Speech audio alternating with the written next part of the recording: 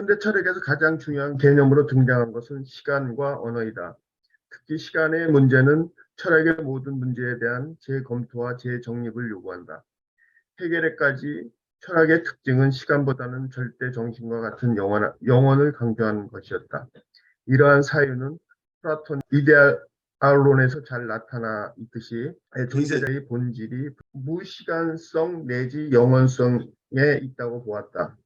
이러한 사상은 서구의 정신이 강조해 온 것으로서 절대자의 자기 자신에 대한 일을 의미한다. 여기서는 알을 의미한다고 봤죠? 네.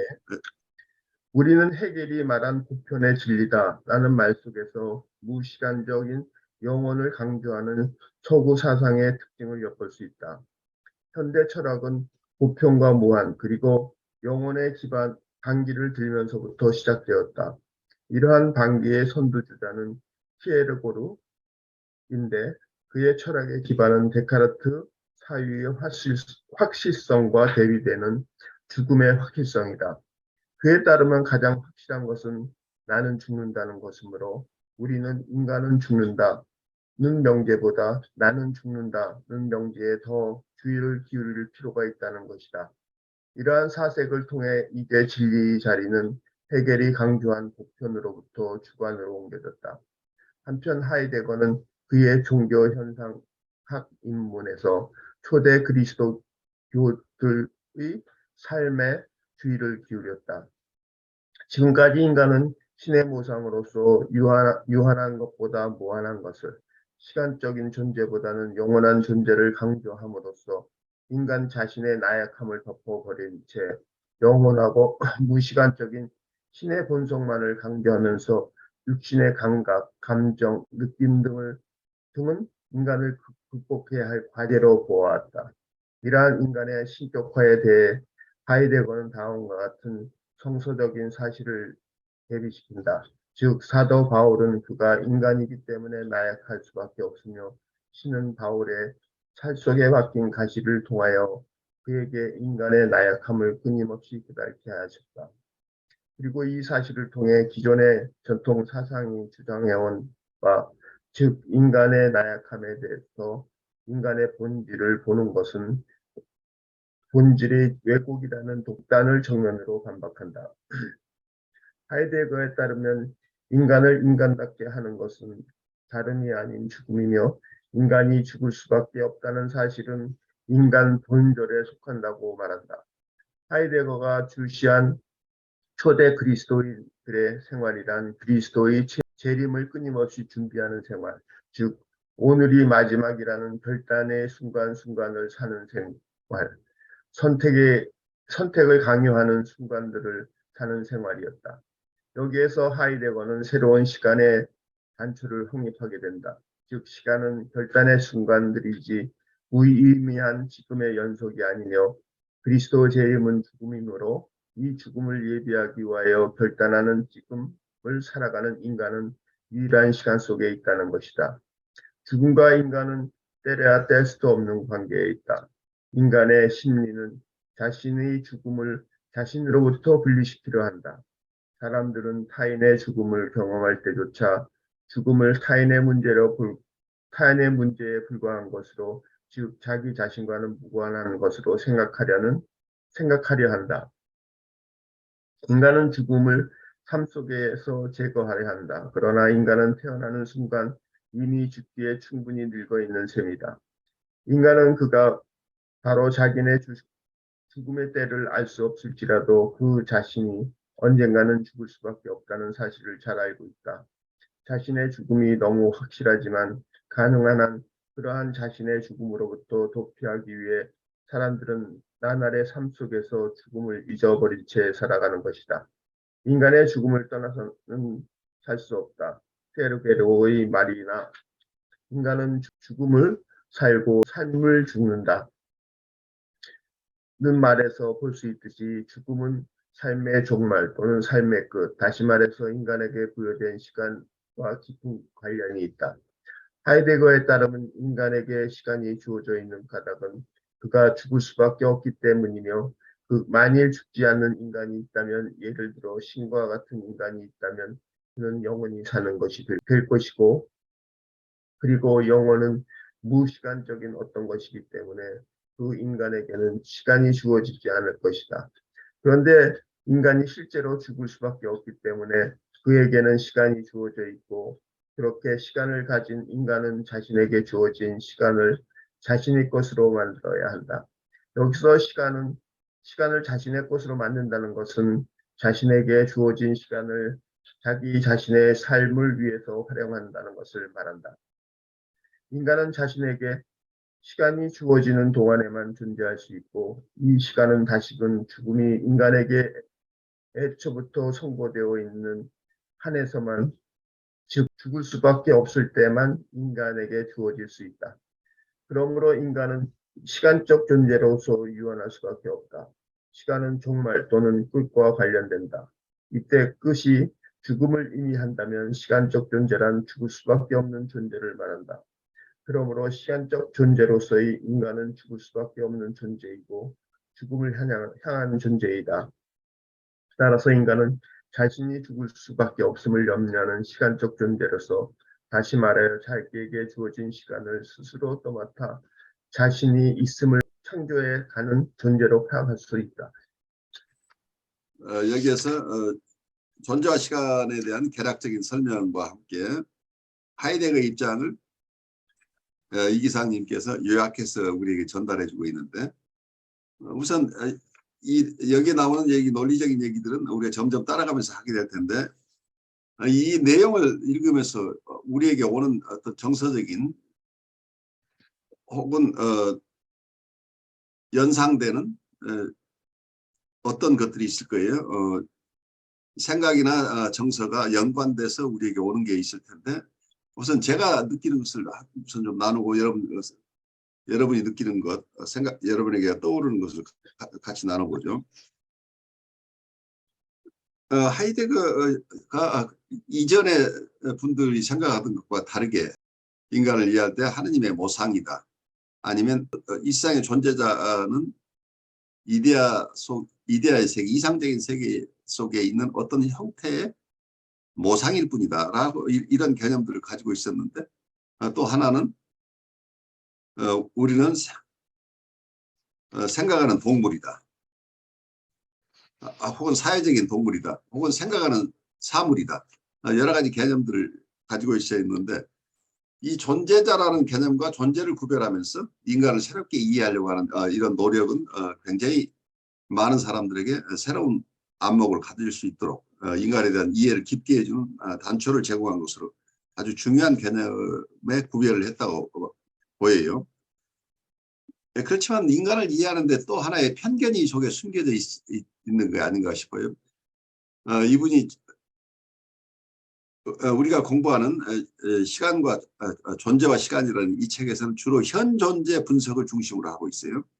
현 존재 다사인을 중심으로 분석을 하고 있는데, 다사인의 의미는 이분이 밝혀내고 있듯이 다사인 속에, 현 존재 속에 존재가 드러난다고 하는 부분이죠. 그런 점에서 존재와 현 존재를 구별하고 있는데, 여기서 인간의 죽음에 대한 견해들이 나오죠. 인간을 인간답게 하는 것은 죽음이다. 그리고 인간이 죽을 수밖에 없다는 사실은 인간의 본질에 속한다, 이렇게 보고 있고, 하이데거가 초대 그리스도인들의 생활에 대한 이분의 이해가 있는데, 여기서 이게 하이데거의 얘기일지 이 기상님의 얘기일지는 모르지만 이렇게 설명하고 있죠. 하이데거가 주시한 초대 그리스도인들의 생활이란 그리스도의 재림을 끊임없이 준비하는 생활, 즉 오늘이 마지막이라는 결단의 순간순간을 사는 생활, 선택을 강요당하는 순간들을 사는 생활이었다. 여기에서 하이데거는 새로운 시간의 단초를 확립하게 된다. 즉 시간은 결단의 순간들이지 무의미한 지금의 연속이 아니며, 그리스도의 재림은 죽음이므로 이 죽음을 예비하기 위하여 결단하는 지금을 살아가는 인간은 유한한 시간 속에 있다는 것이다. 이때 이 인간이 현 존재를 얘기하는 것이냐, 존재를 얘기하는 것이냐, 저한테는 이 존재에 대한 얘기라기보다는 현 존재에 대한 얘기를 하고 있는 게 아닌가 싶어요. 그래서 인간이 유한한 시간 속에 있다고 하는 것은 어쩌면 현 존재에 대한 설명으로서는 확실하죠. 현 존재는 누구나 죽을 수밖에 없는 운명을 가지고 있다는 말은 맞는데 이것이 마지막이고 죽음이 끝이라고 하는 이런 견해는 그리스도교들의 실제 어떠면 영성 생활이나 그 당시에 종교적인 이분들의 삶의 종교적인 태도나 심적인 태도하고 전혀 다른 해석을 하고 있었지 않나 싶어요. 이분들은 죽음을 끝이라고 보지 않은 사람들이잖아요. 그리고 현 존재로서 이 세상에 사는 나로서는 끝이지만 그 끝이 아니고 이건 나의 영원한 삶으로의 연결되는 지점이라고 봤다고 봐요. 죽음을 준비한다는 개념이 아니라 내세를 준비하는 과정이라고 보지 않았을까? 그렇게 느끼지 않았을까? 그래서 여기서 하이데거의 견해에 내가 조금 동의하고 싶지 않은 부분이 이런 것들이에요. 현 존재에 대한 분석으로서는 맞는 얘기. 우리는 죽음을 이해하고 그래서 죽음이라는 시간, 내가 이 세상에 던져진 순간로부터 내가 이 세상을 그 시간은 모르지만 우리가 죽게 되는데 그 주어진 시간 속에서 내가 내 삶을 바르게 이끌어 가야 된다고 하는 그러한 부분은 아주 훌륭한 부분인데 그렇다고 이 죽음이 끝이라고 이해하는 것 자체는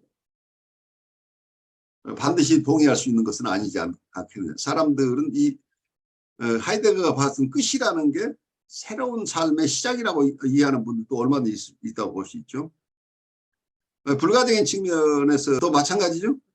그 영성적인 측면에서 어쩌면 이 내가 가진 몸을 벗어버리고 자유로운 세계로 간다고 이렇게 느끼는 분들도 얼마든지 있을 수 있겠죠. 내가 본래 나를 찾아 떠난다고 이해하는 분들이 있겠죠. 내가 속박된 삶으로부터 자유로운 영혼의 세계로 간다고 생각하는 분도 있을 수 있는데 하이데거가 생각하는 건 지극히 사고적인 생각인 것 같아요. 이분법적으로 삶은 삶과 죽음밖에 없다. 그런데 그 죽음이라는 것의 의미 자체가 굉장히 이분법적인 생각이고 어쩌면 죽음과 삶이 하나라고 하는 생각을 가지는 분에게는 죽음이 그렇게 두려운 현상이 아닐 수 있죠. 그래서 영혼의 삶을 예비하는 과정으로 생각하는 많은 영성가나 종교인들이 있을 텐데 이 하이데거의 얘기는 인간은 유한한 시간 속에만 있기 때문에 죽음을 우리는 두려워하면서 죽음이 있기 전에 나의 있음을 내가 창조한다고 하는 굉장히 외로운 어떤 모습을 보이는 것 같아요. 내가 나를 창조한다고 개념도 어쩌면 내가 창조되었지만 온전하게 다 창조된 게 아니고 내가 협력해서 내 스스로 만들어야 될 부분이 있는 삶이라고 생각한다면 어쩌면 코크리에이션이라고 어떤 창조자가 있고 그 창조자가 미처 다 하지 못한 부분을 나에게 맡겨진 부분을 내가 함께 창조해 나간다. 코크리에이션, 공동창조라는 개념까지도 우리가 생각할 수 있는데 이 하이데거가 생각하고 있는 이런 개념은 창조자라는 개념을 배제하고 있기 때문에 내가 이 시간 안에서 내가 나를 만들어 간다고 하는 내가 크리에이터라고 하는 굉장히 인간 중심적인 사고죠. 그러니까 신의 존재를 없는 것으로 치고 인간을 이해하려고 하는 거죠. 그래서 우리 각자가 사는 이 시간 안에서만 우리의 존재가 의미가 있다고 하는 굉장히 협소한 어떤 견해 속에서 인간을 이해하려고 하는 이런 노력을 하고 있지 않느냐 하는 생각이 들어요. 현 존재라는 실존 속에 본질이 드러난다. 이제 이런 개념인데 이분이 이런 현 존재 분석만 가지고 인간 전체를 이해하는 것 자체가 설득력 있게 설명하기 어렵지 않았을까 하는 생각이 들어요. 그러니까 현 존재로서 우리가 태어나서 죽을 때까지의 사는 과정 속에서 우리가 매번 결단하면서 우리가 우리 스스로의 본질을 형성해 나간다. 그래 우리 스스로가 우리를 창조하는 부분이 있다는 부분은 충분히 납득이 되는데 그렇다고 그래서 이 모든 것이 나 혼자의 내가 이 세상에 태어났을 때 어떻게 태어난지 그분에 대한 탐색이 없고 그리고 내가 죽는 순간에 모든 것이 다 결국 이제 이 허무주의로 연결되는 것 같은 느낌이죠. 다 일생 동안 이루어지는 게 죽음 앞에서는 다 허무한 것이다 라는 쪽으로 가버린다면 내가 결단하는 것 자체의 의미를 어디서 찾을 것이냐. 결국 사라지는 것이라고 하는 물고 분별로 사라지는 게 인생이라고 한다면 내가 나라고 계속해서 주장하면서 나의 어떤 모습을 만들어 간다고 한들 그것이 무슨 의미가 있겠느냐라는 생각이 들어요. 그래서 하이데거의 현존재 분석에서 어떤 현 존재라는 존재 분석으로서는 타당하지만 존재 분석으로까지 이걸 다 받아들이기는 좀 어렵지 않느냐 하는 생각이 들어서 조금 하이데거의 굉장히 치밀한 분석은 매력적이긴 하지만 이분이 주는 어떤 정서 자체는 너무 답답하고 암울하다 이런 생각 그리고 허무한 인간을 그렇게 허무하게 볼 수 있느냐 그렇다고 한다면 우리는 무엇을 기준으로 이 세상을 살아갈 것인가 하는 그런 회의적인 생각을 하게 만든다는 이런 저는 내 나름대로의 생각이나 체험을 일부러 하이데거를 따라가면서 느껴지는 어떤 제 생각이나 느낌을 좀 나눠봤어요. 여러분 생각은 어떠신지 잠깐 나누고 우리 그 다음 챕터로 가죠. 잠깐 들었습니다만 이제 제일 먼저 이 책을 읽을 때 두려움에 대해서 직면해야 되는 것 중에 하나가 계속 이야기하는 죽음, 삶과 죽음. 그렇다면 이제 죽음이 되는 어떤 사람들이 본능적으로 느낄 수밖에 없는 가장 안 좋은 것, 가장 최악의 것, 어떤 마치 그것을 절대적으로 어떠한 경우에도 피해야 할 것처럼 이렇게 느껴지고 이렇게 거기에 맞게 정서라든가 어떤 행동이라든가 생각이라든가 모든 게 이렇게 그걸 죽음을 피하는 쪽으로 먼저 이렇게 다 진행이 될 것 같은데요. 또 저희가 배우고 있는 이제 정신분석에서도 어떤 불안이 작동할 때 불안이 주는 어떤 가장 부정적인 면에 극단에 있는 것은 역시 죽음일 것이고 물론 이제 프로이트 이야기 중에서는 어떤 죽음 역동이라고 있지만 역시 그 죽음 역동이 어떤 죽음을 향해 가는 것처럼 보이지만 죽음을 가서 직접 거기에 골인하려고 하는 것 같이 느껴지지는 않거든요. 그렇죠. 아마 그런 것들 때문에 어떤 죽음이 지는 생각 자체를 피하고 싶은 어떤 강력한 본능 같은 것들 때문에 그 자체로 일단 이 책을 보는 순간 뭔가 좀 가볍게 보지 못하고 뭔가 어렵게 봐야 될 것 같은 아마 이런 출발점을 거의 모든 사람들에게 이렇게 주지 않을까 이런 생각을 좀 해봤었고요. 그리고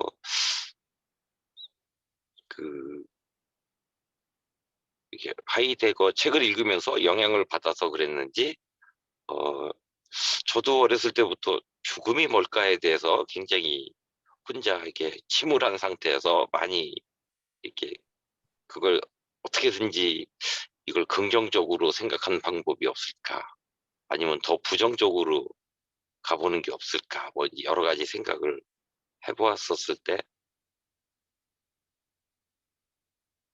사실 큰 도움이 안 되지만 제가 의학 교육을 받으면서 그리고 이제 병원 생활을 조금 하면서 많은 죽어가는 사람들 그리고 이제 죽음을 앞둔 사람들 이런 분들을 보면서 이제 한 가지 이제 제 마음속에 생긴 것은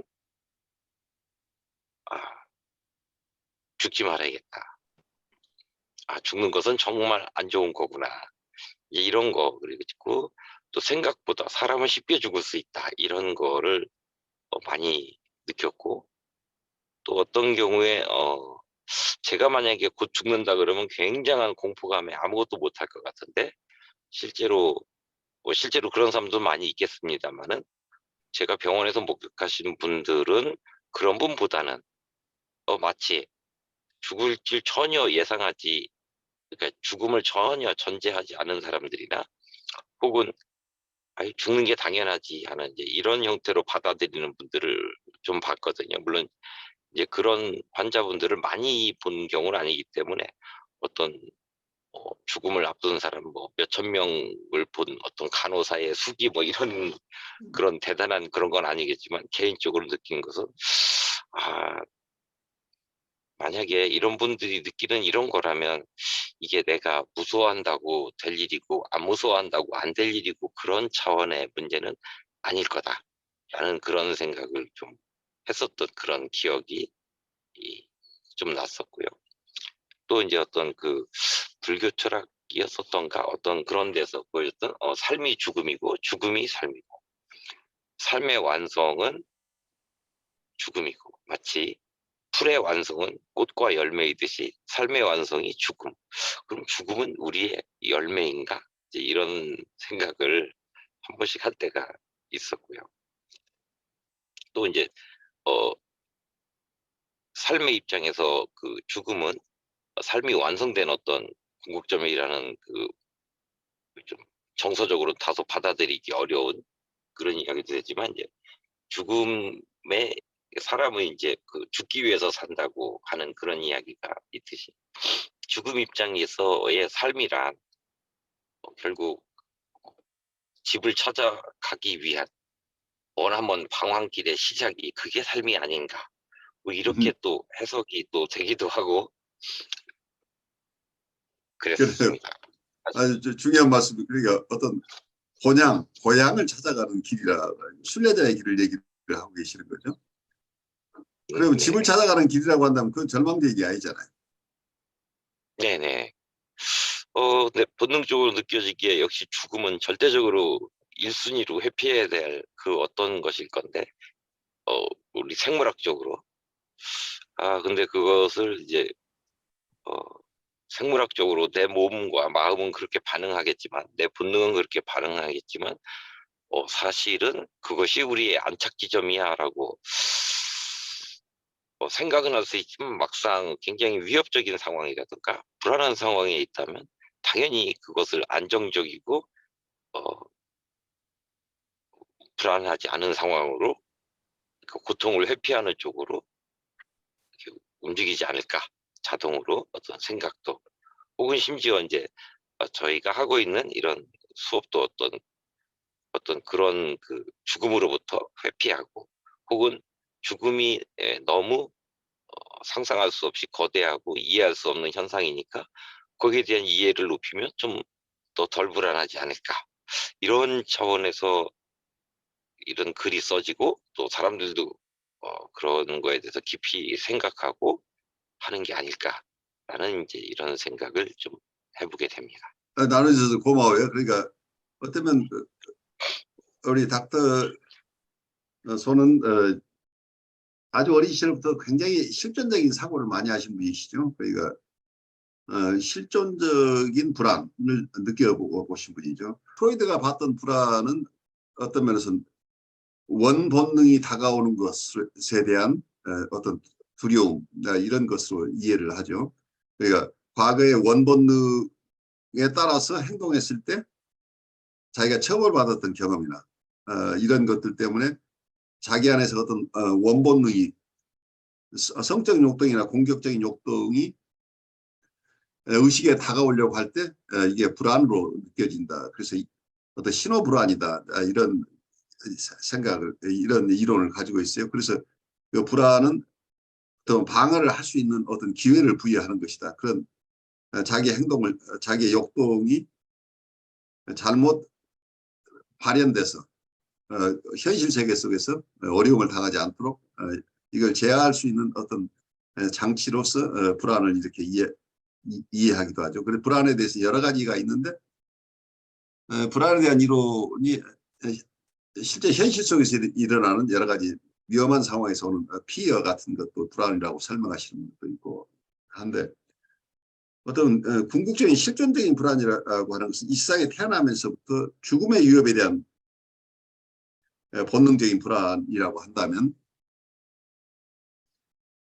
그 앵사이티가 실존적인 불안을 우리가 어떻게 다룰 것인가 하는 부분은 프로이드의 이론 속에서는 별로 드러나지 않지만 멜라니 클라인의 이론 속에서는 우리는 죽음 본능을 타고 나서 아주 태어난 아이가 처음부터 어떤 이런 죽음에 대한 불안, 죽음 본능 이런 것들에 휩쓸려서 자기 안에 있는 죽음 본능을 외부에 투사한다 하는 이런 개념들. 그래서 나쁜 적가성을 만들어내고 그래서 그 나쁜 적가성이 자기를 공격할 것 같다 하는 두려움들 이런 것을 죽음 본능과 관련시켜서 설명을 하고 있는데 일반적으로는 이 실존적인 불안 그러니까 인간의 근원적으로 타고난 실존적인 불안이라고 하는 부분은 종교 쪽에서도 더 깊이 다루고 있는 부분일 수 있죠. 그래서 석가모니가 생로병사로부터 자유를 찾아서 수도를 시작하는 과정 속에서 철저하게 인간이 가지고 있는 생로병사라고 하는 우리는 태어나는 것도 고통이고 그 과정에서 나이 들어가는 것 그리고 병드는 것 그리고 죽음 이러한 고통에서 인간들이 매여 있는데 이 생로병사의 과정 속에서 인간이 느끼는 이 고통으로서 벗어나는 방법이 무엇인가 하고 했을 때 궁극적으로는 결국 죽음으로부터 오는 이런 공포들이죠. 이런 두려움들. 인간은 끊임없이 이런 두려움에 휩싸인다고 하는 이런 세계에서 자기 스스로 해방될 수 있는 길 그리고 다른 사람들을 해방시키는 길이 무엇일 것인가 하고 깊이 수행한 결과가 어떤 불교의 형식으로 드러났다고 볼 수 있겠죠. 그래서 어떤 불교 쪽에서 저는 잘 모르지만 이 죽음이라는 그것을 끝으로 보지 않는 이런 것이 철저하게 발달되어 있는 어떤 종교인 것처럼 보여요. 우리는 태어났다 죽는다고 하는데 이 태어났다 죽는다는 것은 어떤 분은 이건 우리는 태어난 적이 없기 때문에 우리에겐 죽음도 없다고 이렇게 보는 이런 또 세계관이 있어요. 그분들 여러 설명 방법이 있지만 원래 우리는 나라는 게 없었다. 그러니까 나라는 것은 원래 없었고 나를 구성하는 여러 인연에 의해서 여러 물질이 모이고 그리고 여러 생각이 모여서 이게 나라고 하는 가상이 생겼다고. 그래서 내가 가지고 있는 나를 구성하고 있는 그 물질적인 요소들이 분해해서 다 물이나 불이나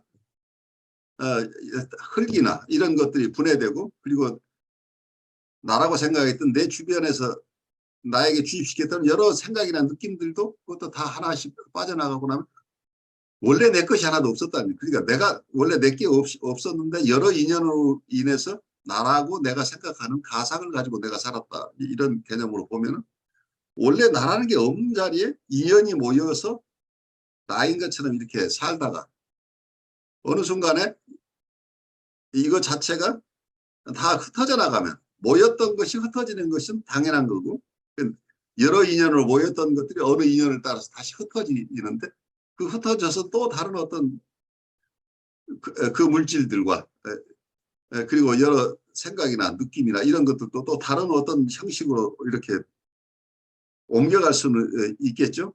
그렇지만 이런 과정은 자연스러운 것이고 내가 태어나서 죽는 것,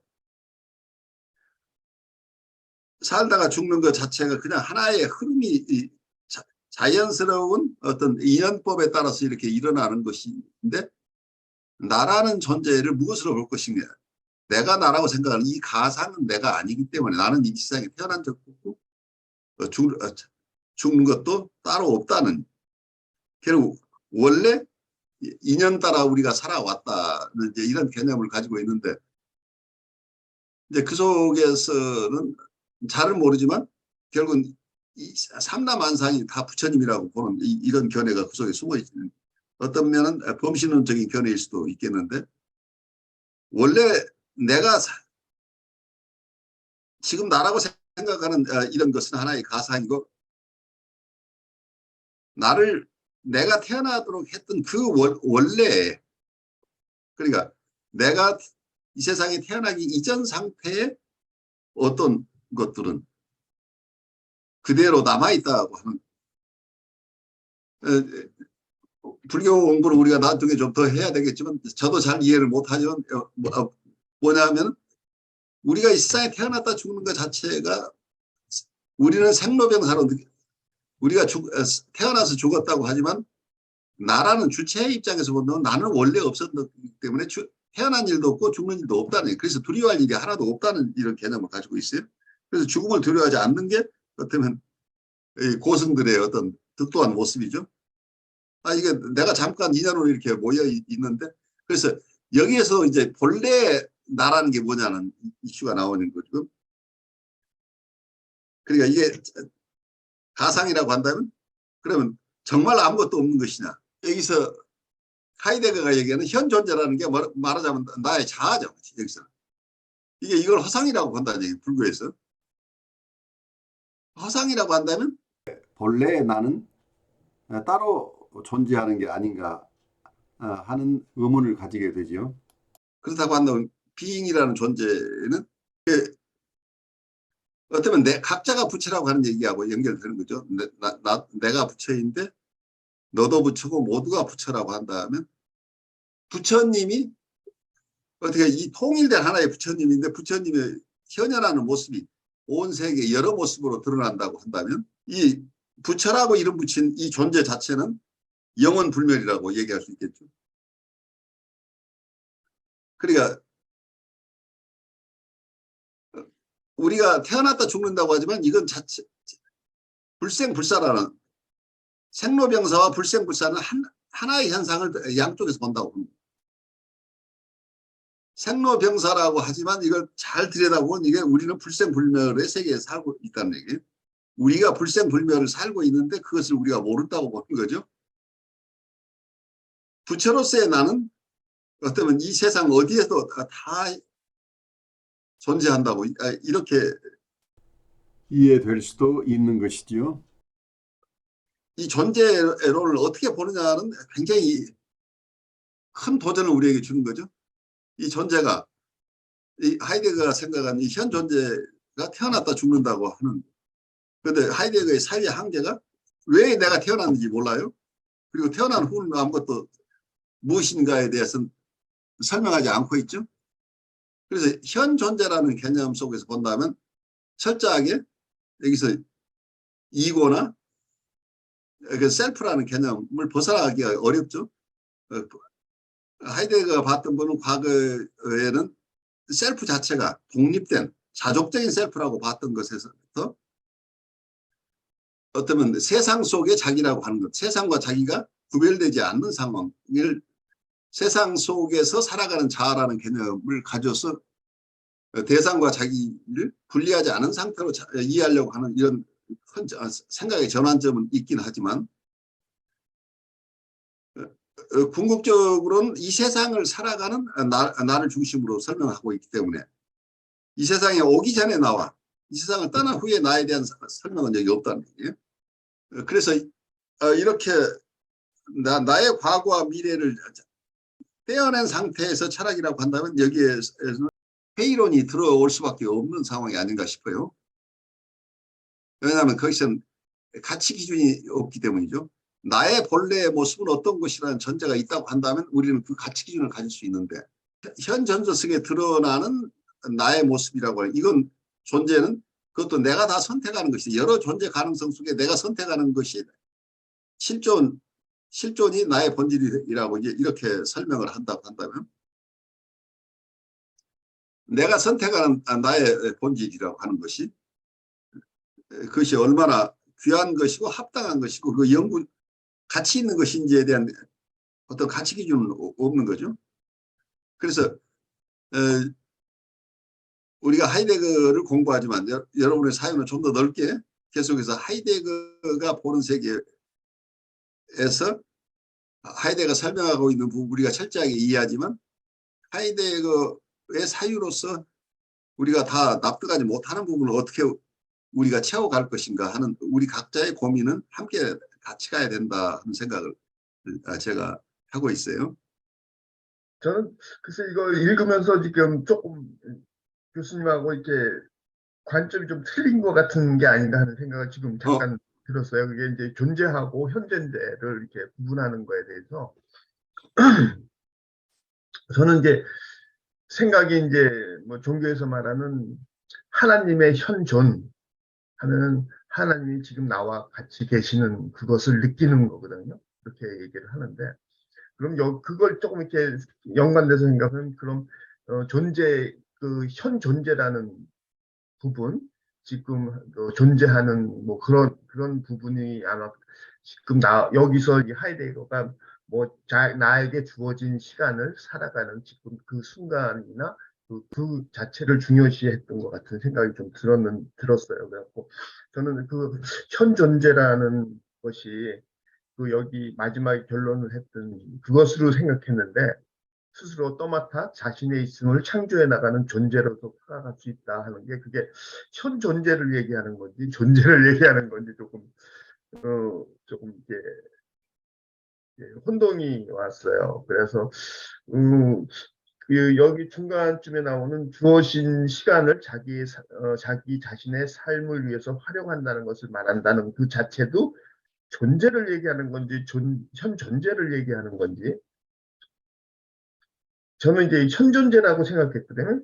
그 시간이 거기 주어진 어떤 그런 부분으로 생각했었는데 조금 그런 부분에서 조금 있었고 제가 보통 책을 읽으면은 특히 신약하면서 읽으면 그 저자가 썼을 그 당시의 그 상황을 조금 이렇게 먼저 이렇게 봐요. 뭐 뒤에 목록을 본다든가 태어난 날짜를 보는데 이 하이데거가 이거 쓴 게 그러니까 세계 대공황상 그 시기예요. 그러니까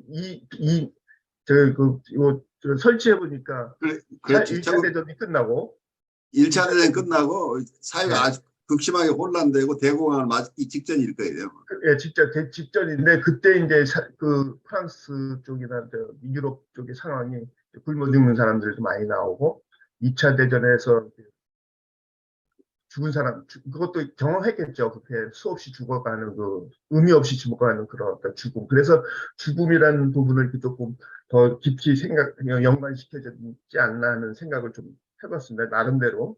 그래서 항상 보면은 이 심리학 때는 저 논문을 썼던 그 상황을 저는 많이 좀 이렇게 생각하면 조금 이해가 조금 좀 더 되는 것 같아요. 그 상황을 조금 하면은 그 지금 우리 시점에서 보는 게 아니라 이 책 논문이라는 게 그때 그 학자가 했던 그 상황에서 안쪽 관점으로 그러면 조금 이해를 할 수 있어요. 그래서 저는 조금 유리한 게 뭐냐면 지금에 대한 건 많이 모르니까 지식이 없으니까 그때 상황을 가면은 조금 객관적으로 이해하기가 쉬운 것 같은 생각이 들어서 그런 게서 제가 이걸 하는데 첫 번째 이걸 이렇게 하이데거를 생각했을 때는 그런 것 같아요. 우리가 현재 살아가는 이 순간을 우리가 나답게 살아간다 그러면은 굉장히 좀 연관성이 있는 어떠한 철학이다 하는 생각.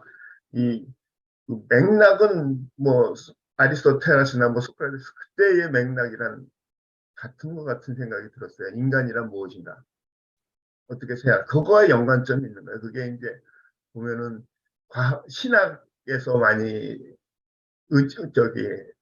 의존했었고, 그 다음에는 과학이 발전하면서 과학이 또 그 어떤 부분이 철학적인 부분을 이렇게 부정해왔기 때문에 거기에 어떤 철학이란 학문으로서 이렇게 반발이다, 뭐 이렇게 최고해서 쓰려고 하지 않았었는가 하는 생각을 좀 했습니다.